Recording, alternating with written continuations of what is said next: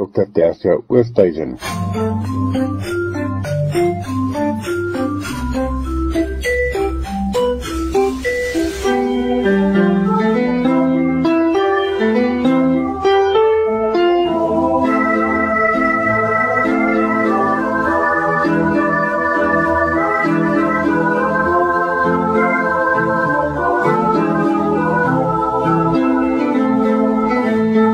Lig op geestesgesondheid, Dr. Tersia Oosthuizen van die Noordwes Universiteit, bedryfs- en voorligtingsielkundige.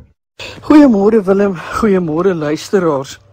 Ek wil graag in die volgende paar weke met ons gesels oor die direkte verband tussen geestesgesondheid en dan ook ons godsbegrip, ons godsbelewing, godsdienst en spiritualiteit en wat dit aan ons fisies, fisiologies en ook op 'n sielkundige vlak doen.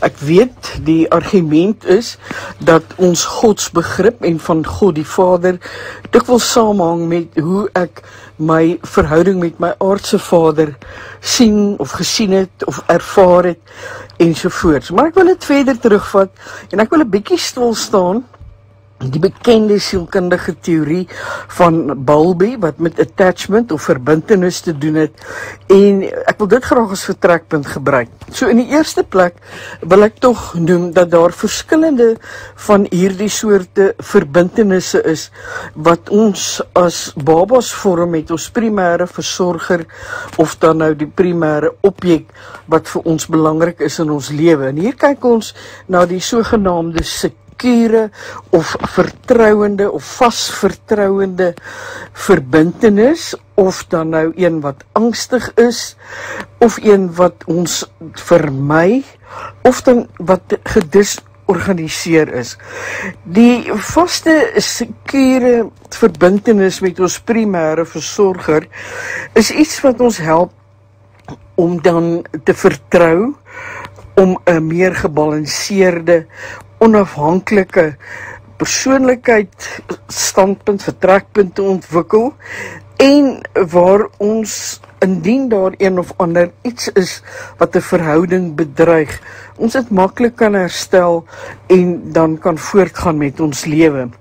Die meer angstige verbintenis is daar baie jaloesie, daar's 'n amper voortdurende soeke na versekering dat ons wel vir iemand belangrik is, die vrees vir verlies of verwerping. Dan die vermydende verbintenisstyl is waar persone baie sterk net op hulle self staat maak, en in hierdie proses moet hulle altyd in beheer wees en in beheer bly. En indien dit nie gebeur nie, sal hulle self emosioneel distansieer. So persone wat ongemaklik is met nabyheid en intimiteit. En dan die sogenaamde gedisorganiseerde verbintenis wat baie te doen het met vrees, is waar ons hierdie wat ons noem trek-stoot verhoudings kry. Met ander woorde, na mate 'n persoon nader aan 'n ander beweeg, onttrek hierdie persoon, want hulle kan nie die nabyheid hanteer nie. Maar dan soek hulle nabyheid, en sodra hulle nader na die ander persoon beweeg, is die intensiteit van die nabyheid wat hulle soek van so 'n aard, dat die ander persoon dan sal onttrek. So daar was die hele tyd hierdie dramatiese verwerping en rekonsiliasie of vrede maak of wat ook al, en hiermee saam nogal baie konflik wat geskree en woede uitbarstings ensovoorts behels.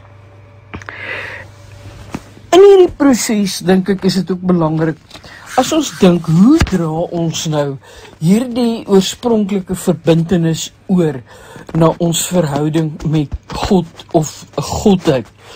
Is dit belangrik dat ons moet besef dat elkeen van ons het 'n spesifieke rede en motivering in die uitlewing van ons spiritualiteit en ons godsdiens.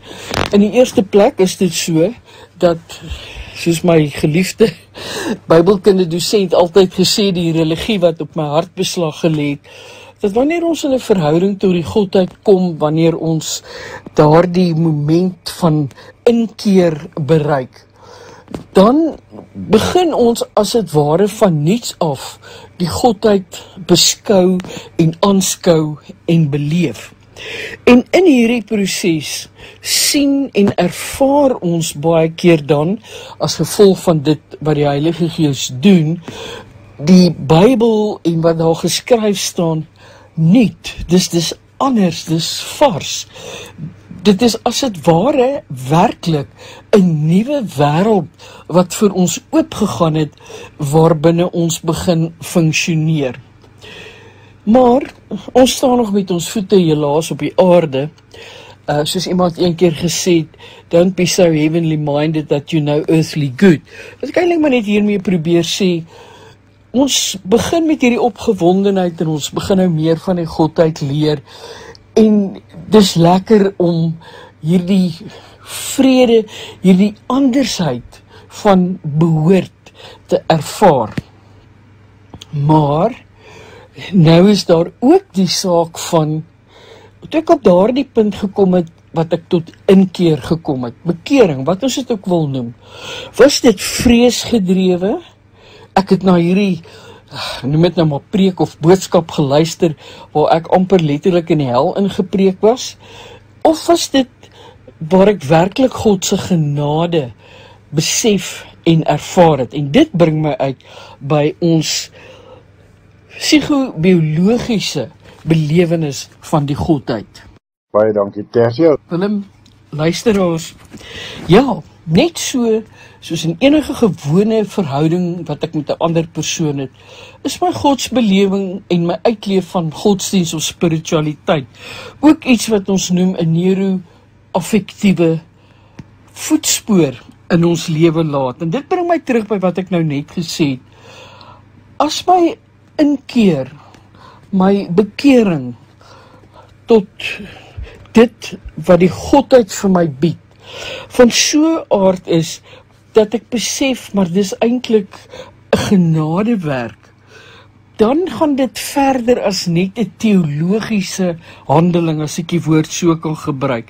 Dit is meer as 'n teologiese verhouding, want die neurobiologie hiervan sê, my sentrale senuweestelsel word beïnvloed deur hoe ek my geloof en die Godheid sien en ervaar. As my geloof gegrond is, en nou kom ek terug by wat ek net nou gesê het, in hierdie sekure verbintenis, dan beteken dit dat die impak hiervan iets is wat vir my werklik 'n besef van genade bring. Ek verstaan liefde beter. Daar's 'n innerlike versekering dat ek behoort, dat ek veilig is, dat ek liefgehê word, dat ek by 'n plek is waar ek 100% aanvaar word. En die parasimpatiese stelsel wat hierdeur geaktiveer word, die liggaam se natuurlike, noem dit maar staat van rus en refleksie en herstel, bring ons by die plek waar ons stresshormone en ons kortisol vlakke laer is.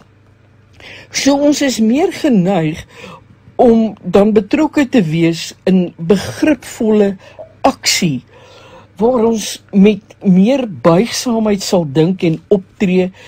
Ons het nie hierdie paniekbevange, amper wil ek die woord gebruik, houding, maar hierdie paniekbevangenheid van ek moet presteer om God se liefde en sy beloftes en sy woord myne te kan maak nie.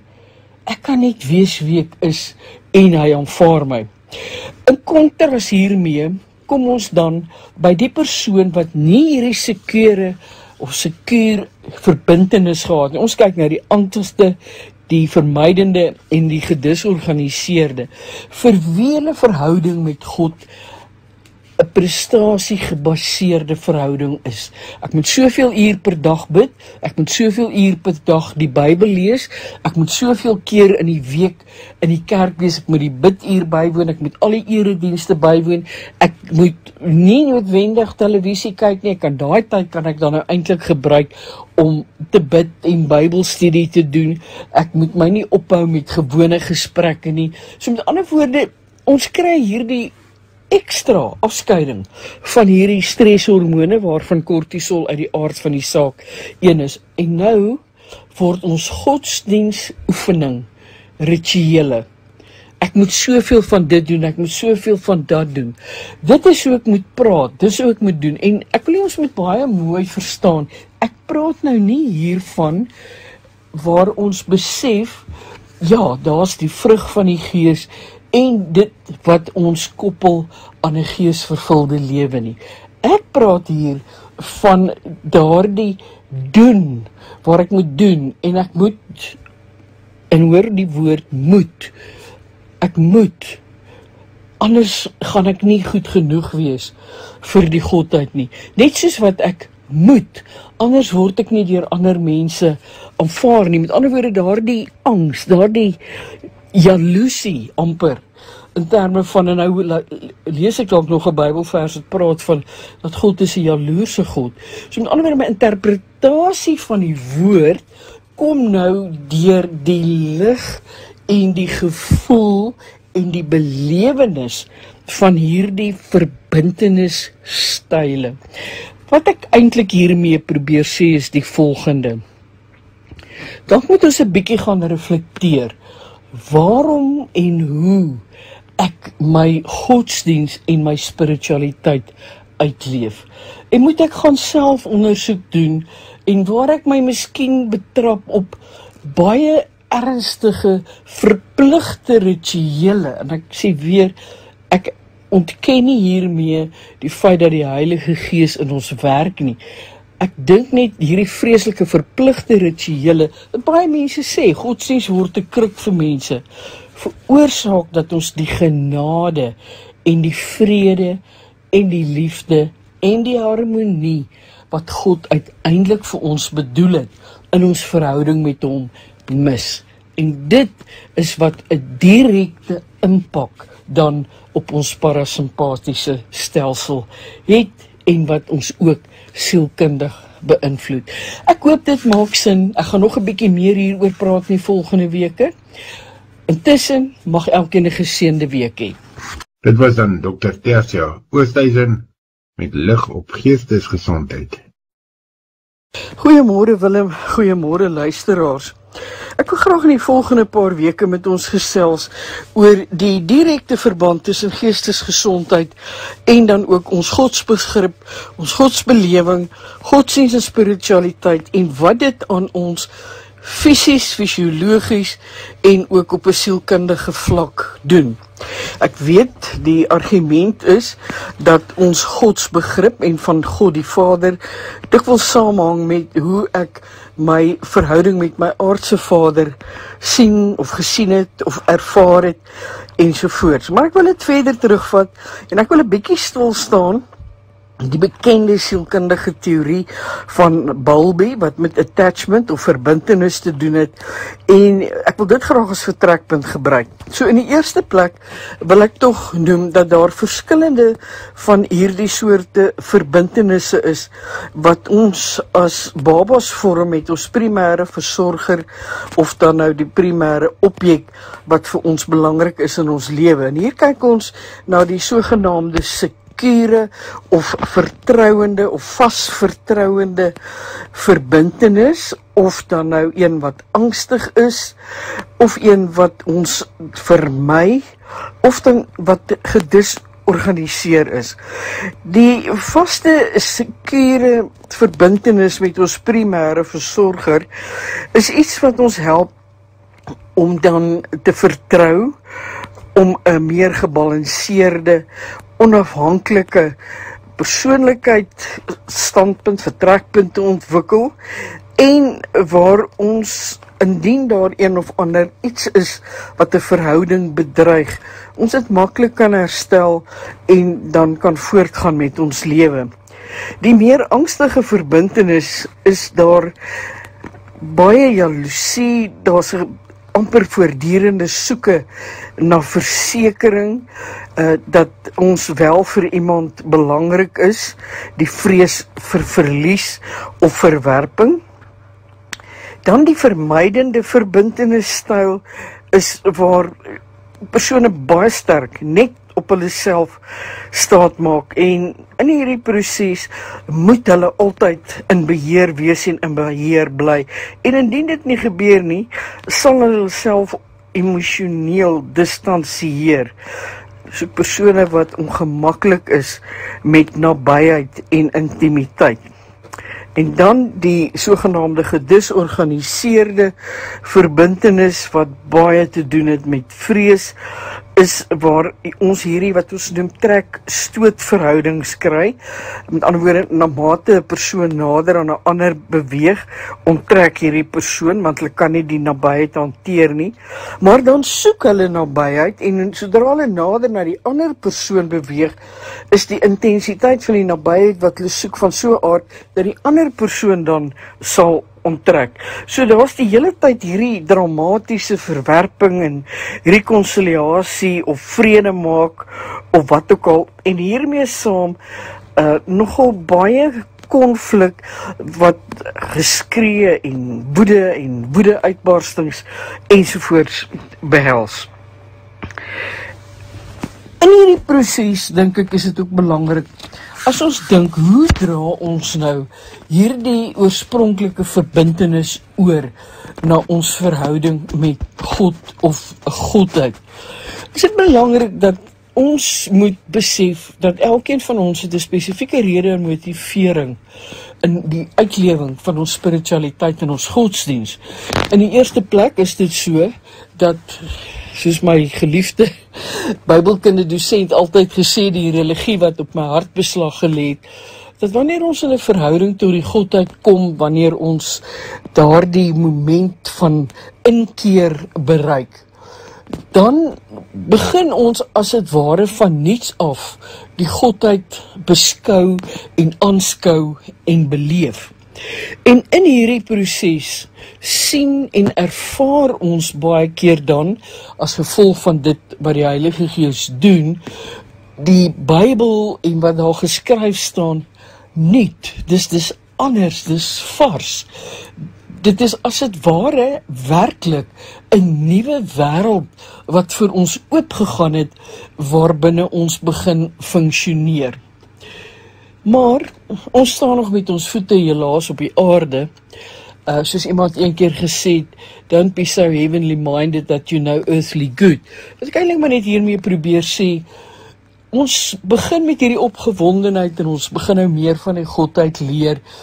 En dis lekker om hierdie vrede, hierdie andersheid van behoort te ervaar. Maar nou is daar ook die saak van, toe ek op daardie punt gekom het, wat ek tot inkeer gekom het, bekering, wat ons dit ook wil noem, was dit vreesgedrewe?